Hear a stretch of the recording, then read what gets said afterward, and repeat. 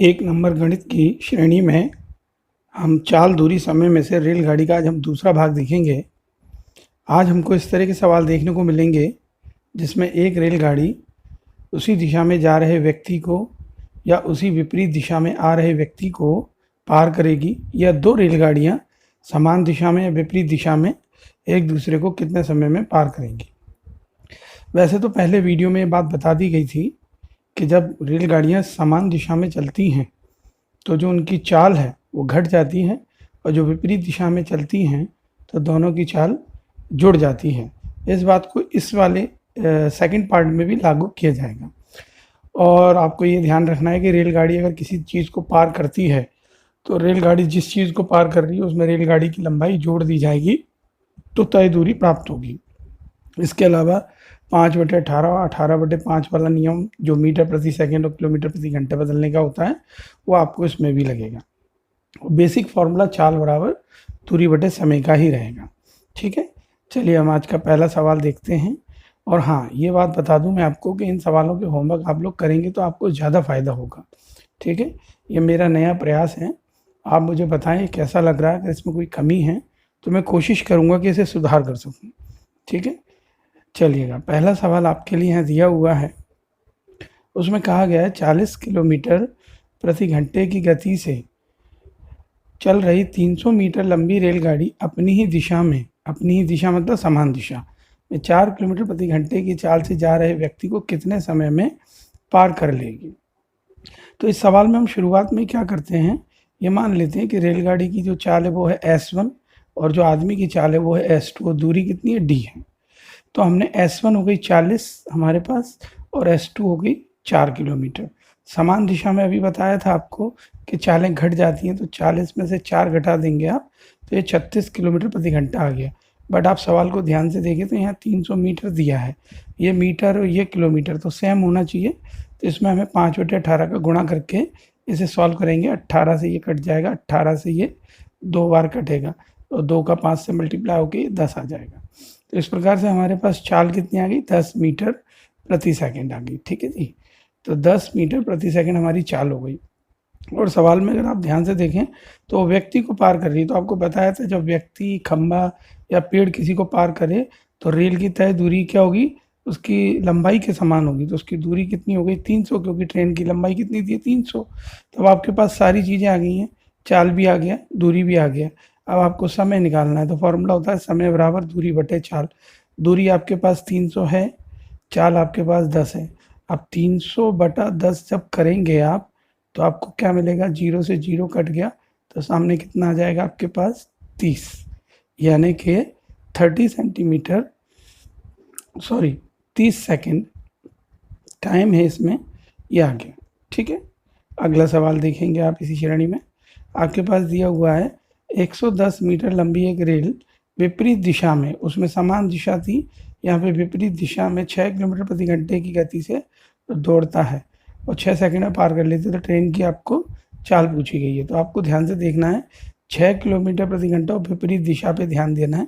तो आपको मालूम नहीं है ट्रेन की गति, तो आपने क्या किया, ट्रेन की गति शुरुआत में ही आपने मान ली x और आदमी की चाल दी है 6, चूँकि विपरीत दिशा है तो आपको दोनों को जोड़ के रखना होगा। यहाँ लिखा हुआ है दूरी आपको 110 है, समय आपको 6। अब आप फॉर्मूला जानते हैं, चाल बराबर दूरी बटे समय। तो चाल की जगह आप रखेंगे क्या, चाल की जगह रखेंगे x + 6। ठीक है, बट इसमें 5/18 का गुणा क्यों कर रहे हैं, क्योंकि हमें उसे सेम यूनिट में लाना होगा, मीटर प्रति सेकंड में।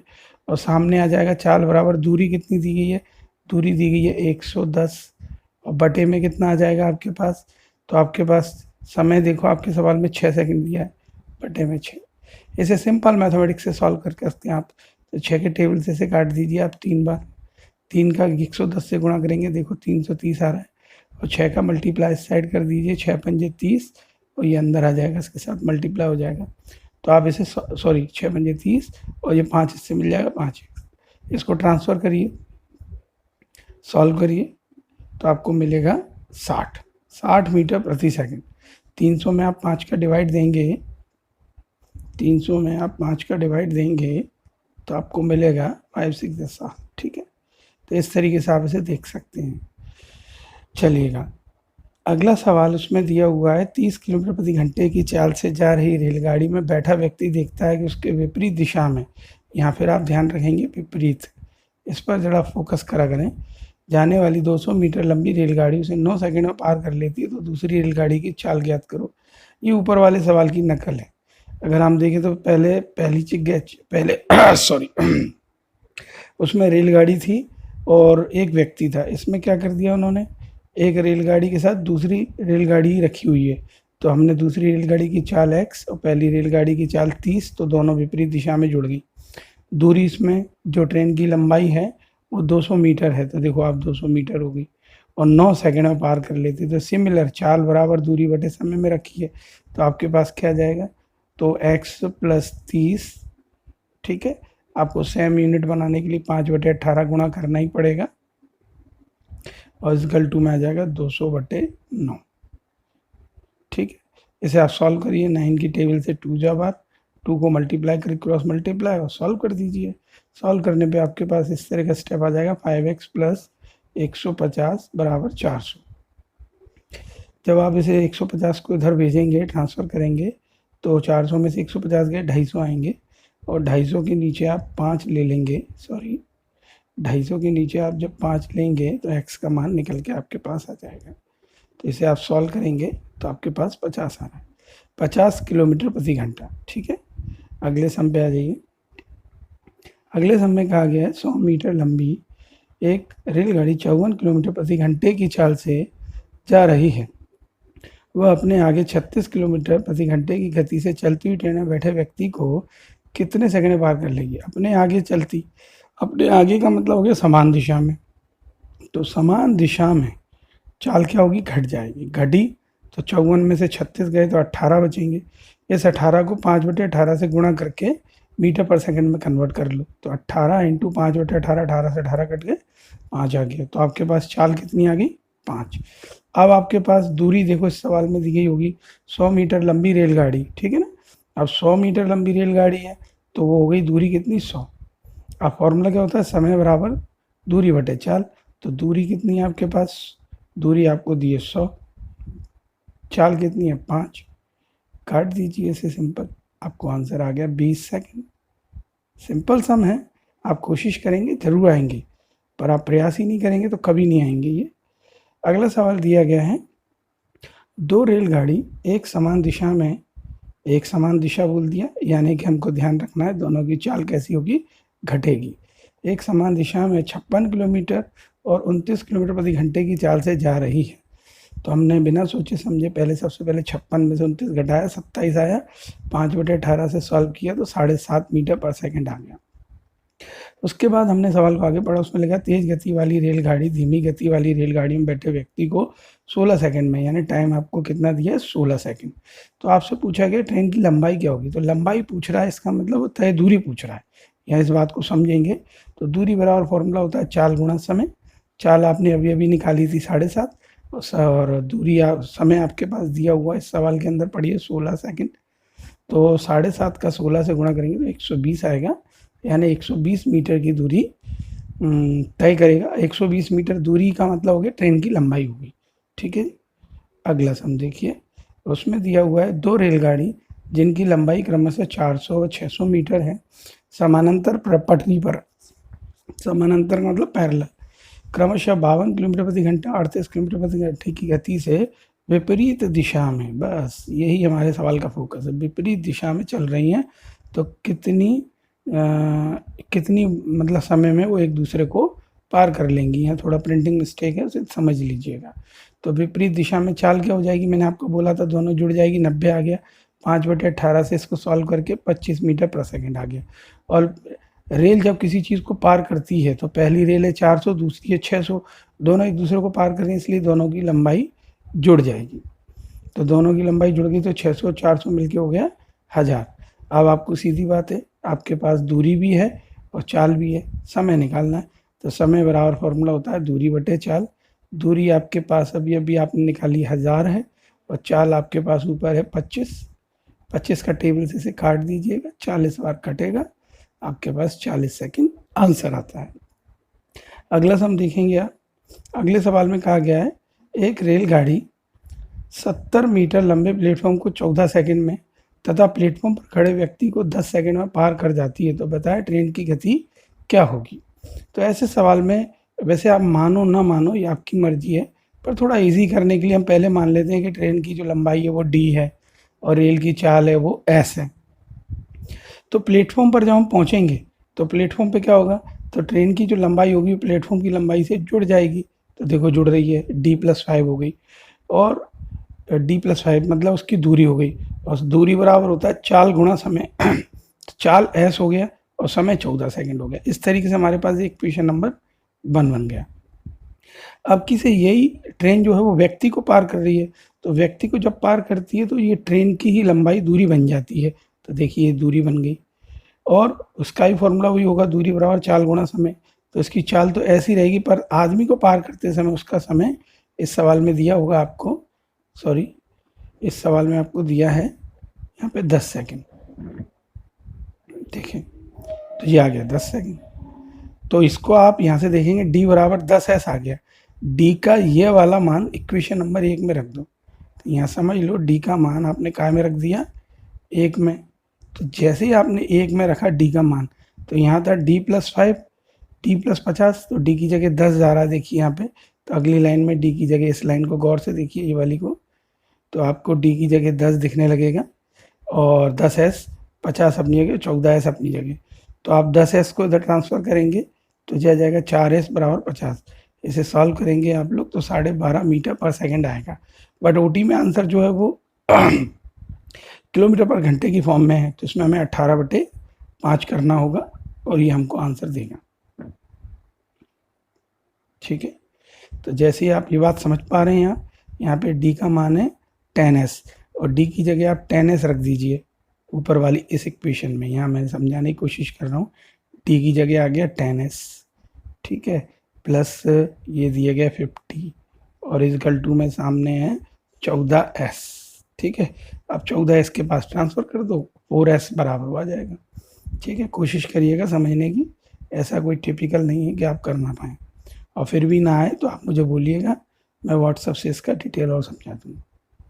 चलिएगा अगला सवाल दिया है, एक रेलगाड़ी एक सिग्नल पोल को, जो सिग्नल पोल यानी खंबे को 11 सेकंड में तथा 260 मीटर लंबे प्लेटफॉर्म को 24 सेकंड में। ये भी सिमिलर सम है। तो इसमें हम क्या करते हैं, रेलगाड़ी की लंबाई गायब है, तो हम रेलगाड़ी की लंबाई को शुरू से ही मान लेते हैं x मीटर है। अब जब वो आदमी को पार करती है तब भी उसकी चाल वही होगी, जब प्लेटफॉर्म को पार करती है तब भी वही चाल होगी। तो चाल बराबर फॉर्मूला होता है दूरी बटे समय, पर जब आदमी को पार करती है तो दूरी x रहती है और बटे में उसका समय आता है 11 सेकंड, खंबे को पार करती है। और जब प्लेटफॉर्म को पार करती है तो दूरी हो जाती है x + 260। आपको बताया था कि ट्रेन जिसको पार करेगी वो जुड़ेगा, और उसका समय आपको दिया 24 सेकंड। इस तरह का जो फॉर्म बना है वो यहाँ दिख रहा है। इस फॉर्म को क्रॉस मल्टीप्लाई कर दें आप तो इस तरह का डिजिट बन जाएगा।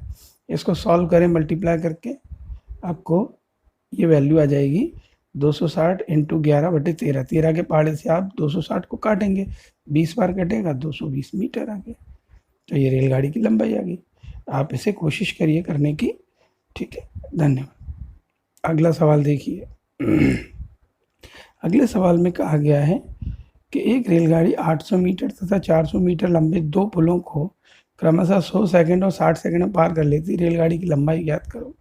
पहली टर्म पे आप रेलगाड़ी की लंबाई x मान लो, और जब पहले प्लेटफॉर्म को पार करेगी तो 800 + x हो जाएगी। बिल्कुल सही बात है, 800 + x, ठीक है, सॉरी 800 + x।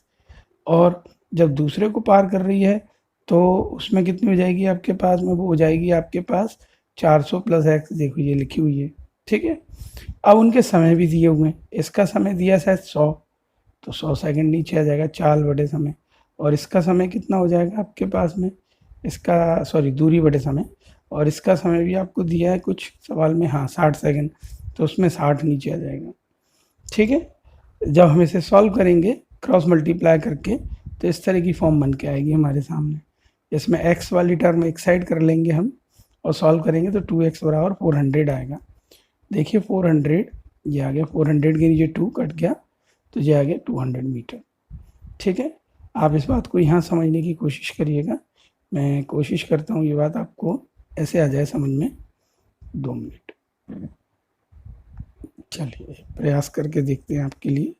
तो यहाँ पे दिया गया है, इसकी दिए 800, ठीक है,